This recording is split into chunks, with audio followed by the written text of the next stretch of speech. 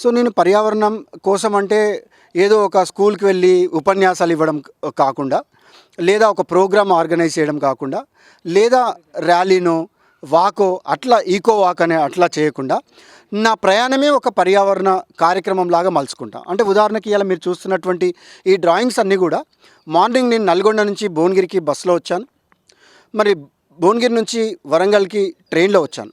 ఆ జర్నీలో వేసినటువంటి డ్రాయింగ్స్ ఇవన్నీ కూడా అంటే అక్కడ పిల్లలకి ఎన్విరాన్మెంట్ గురించి చెప్పి వాళ్ళకి ఆలోచన వచ్చేటట్టు చేసి ఆ డ్రాయింగ్స్ వేయడం లాగా చేశాను. చేసి వాళ్ళకి మళ్ళీ ఇప్పుడు ప్రైజులు కూడా ఫస్ట్ సెకండ్ థర్డ్ పర్యావరణ మంత్రిత్వ శాఖ మేడం చేతుల మీదుగా వాటిని ఫైనల్ చేయడం జరిగింది.